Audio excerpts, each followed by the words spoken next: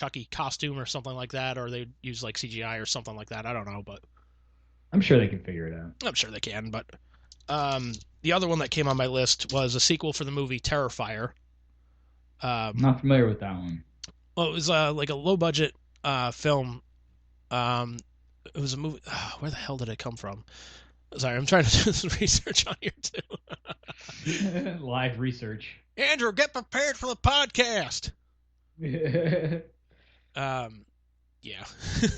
Wikipedia is our friend. Yeah, Wikipedia is definitely our friend. I'm gonna Yeah. plug in my guitar and play some show tunes for your Yeah, interlude. you could. Hello, my lady. Hello, my darling. Hello, my ragtime gal.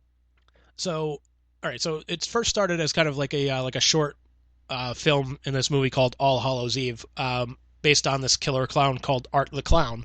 And like you look at this guy and you're just like, yep, that guy is fucked. Um, but it's kind of cool in the sense of like This has been a real clown-heavy podcast. it kind of has.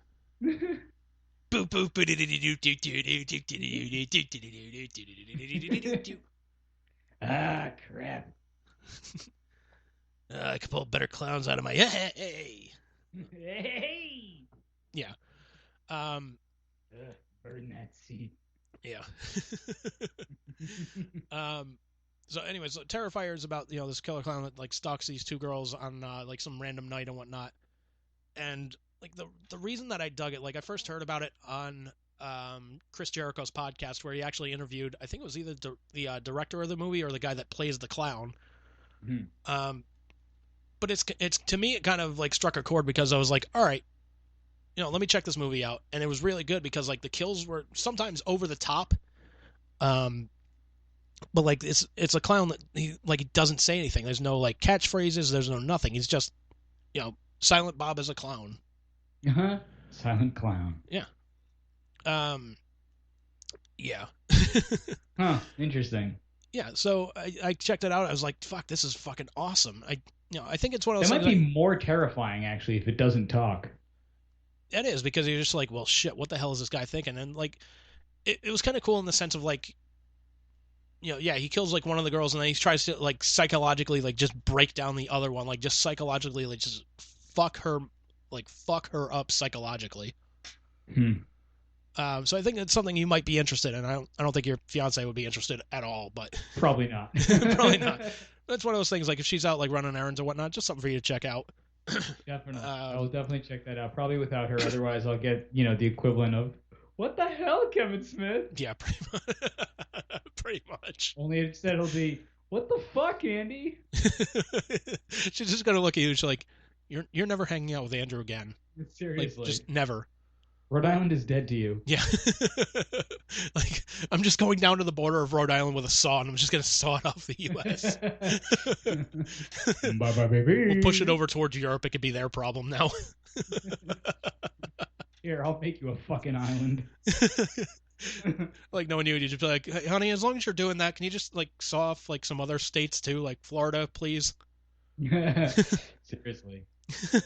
Into Georgia, too. They know what they did.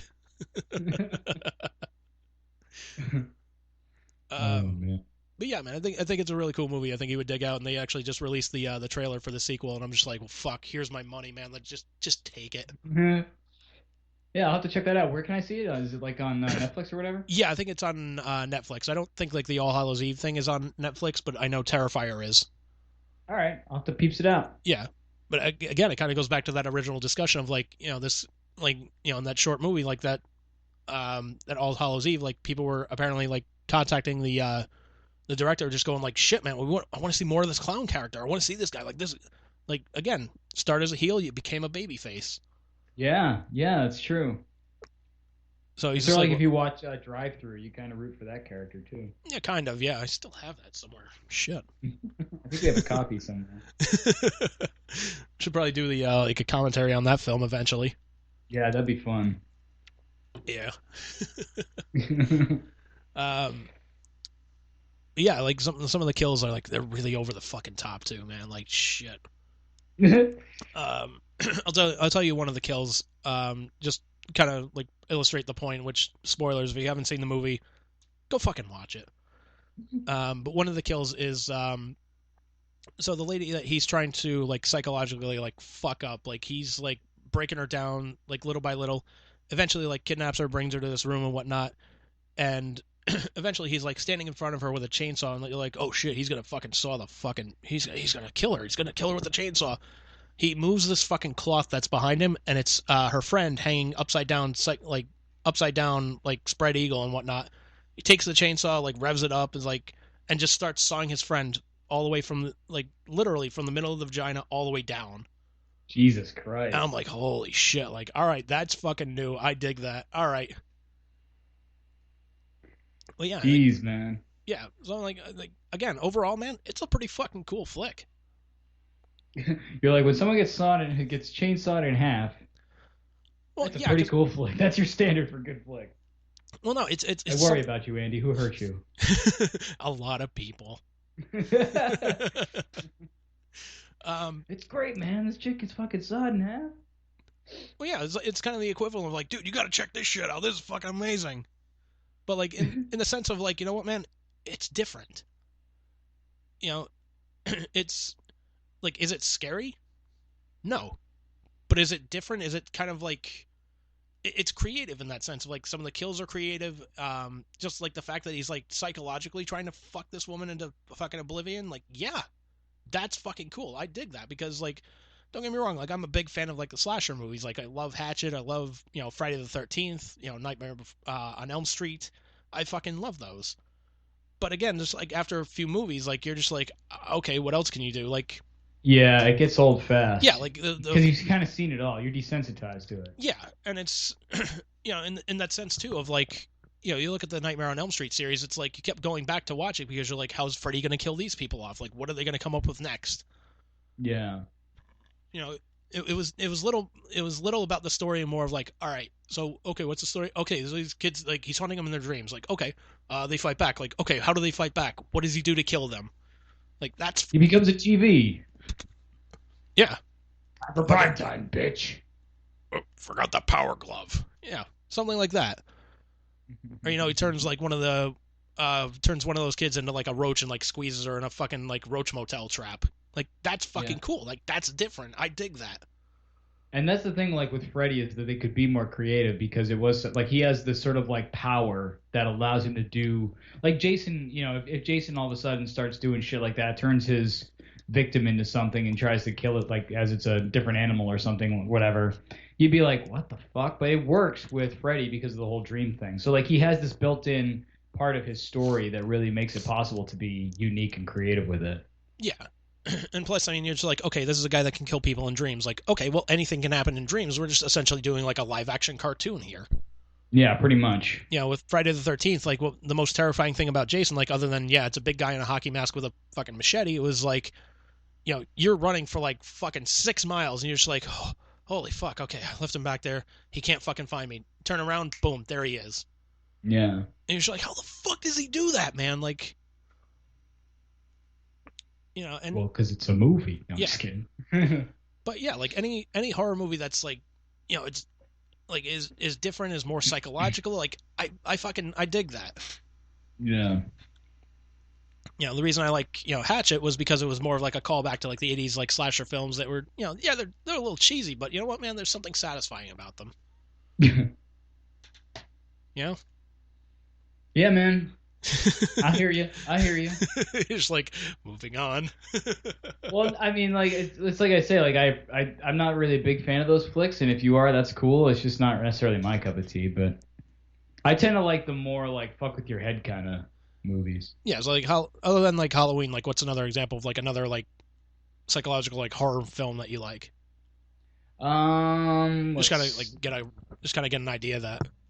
Well, it's not really like a horror film, but a good like fuck with your head movie is Apocalypse Now. Like that could be viewed as kind of a horror movie because some of the shit that happens in it. Like a guy is charged with basically going after a member of his own military and killing him because he's gone fucking AWOL basically, and he's gone like crazy. He's worse than that. He's like become his own like dictator leader in this country, like looking over all these people. So he has to go in and kill this guy, and just all of like the psychological ramifications of that. And like at one point one of the guys he's traveling with gets decapitated and like his head is placed in front of him. Like, again, like psychological warfare kind of shit. Like that's a pretty good example of that. But I also like shit that's not necessarily totally fuck with your head, but it's just also like I don't know, like shit like Exorcist is up there in my list. Yeah, Exorcist is definitely up there too. But Yeah.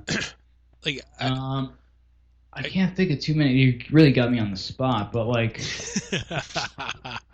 yeah, I mean, because the other thing too is like I used to be a bigger fan of horror movies than I am now. Like nowadays, I don't really necessarily watch a whole lot of them because it's sort of one of those things again where like you've seen one, you've kind of seen them all. yeah, um, yeah, I can see that too. But like, there's also the argument that that's made is that now when they make like a horror movie, like now they're making them like PG-13, so they can't really go as far with them as they should. Yeah. I was like, oh well, we got to get more people to see this. It's like, dude, this is a horror movie. Like horror movies, like by definition, are pretty much low budget. Yeah, Big they're return. going to be pretty niche. Yeah. But again, like something's got to be different about them to stand out. Like when I first Saw, I was just like, okay, yeah, I've kind of seen this before in that sense of like people being tortured in that sense. Like, all right, this is kind of cool. There's a little twist at the end. All right, I dig that. You know what? That's pretty fucking cool. It's kind of a like a throwback to like movies like Hostel and Strangeland, where essentially people are just getting tortured in that sense. But like that, it's funny because Pete recently brought up Strangeland, and I'm gonna have to like watch it again because we email back and forth a lot, Pete and I, and I don't remember what made him bring it up, but I was like, shit, I gotta watch that movie again. It's been long. He actually really loves that movie. Yeah, it's a good movie.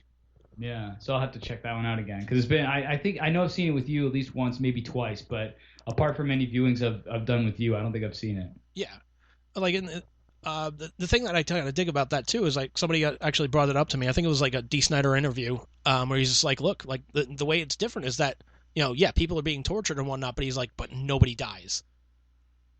Yeah, I'm like, well, see, I don't even remember that. Yeah, and I think who was it?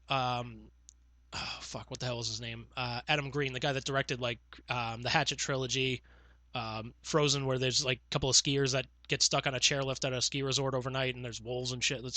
It's actually a pretty cool film. But like he's really not a fan of like the movies like Hostel or anything like that because he's like, well, essentially it's just like torture porn. Yeah, like, pretty much. He's like, you're just torturing people to get a reaction out of it. Like he's like, look, I love Strangeland because it was different at the time. And then he's like, other people started coming out with like Hostel and Saw and whatnot. He's like, it just kind of watered it down. Yeah, it went almost too far. Yeah. It became like a caricature of itself. Yeah, and like, modern horror movies, like I can't fucking do them anymore, man. I really can't. Yeah, they're too cookie cutter for the most part. Not only are they too cookie cutter, but it's just like either they're not going as far as they should, because they're just like, well, we need to be PG-13 so we can get more money, we get more people to see it, or it just follows a fucking formula, and it's just like it's fucking boring as fuck. Like the last one that I tried watching, a friend of mine told me I should go watch The Conjuring. I was like, oh right. Yeah. I was like, all right, I'll check it out. And it was just, dude, I watched it like in two parts because at one point I was just like, I was so fucking bored with it. I was like, I gotta tap out right now. I can't do it. I heard, what was it called? Heredity. It was pretty good. Oh god, dude, that was fucking boring too. Was it? Dude, there were two parts in the movie I was laughing my fucking ass at it. And like this is like, keep in mind, this is like back when it was like brought into the theater and whatnot. It was essentially me and my friend Katie. We went to go see this thing, and she's like, "Oh, this, I heard this is really, really good." I'm like, "Yeah, fuck it, it's a horror movie. I'll check it out. Why not?" So we go check it out, and I'm fucking bored through like pretty much the entire fucking movie, other than like two parts. I'm laughing my fucking ass off. Which parts? So you've seen the movie before, right? No, I've seen pieces of it though, so okay. I've probably seen the parts you're going to reference. Okay, so basically, you're not going to spoil anything. Yeah, so there's a part where like the kid's sister and the family like gets brought to like this older like her older brother's like friends are having a party or something like that. She has an allergic reaction to like brownies. They had nuts in them or something like that. Mm-hmm. So doesn't have like an EpiPen or anything like that. He's driving her back home to get an EpiPen or driving her to the hospital or something like that. She's lowering the window, like trying to get some air into her system and whatnot, and like sticks her head out the window, and her fucking head hits the like a telephone pole, And I'm fucking laughing my fucking ass off about that because I'm just like,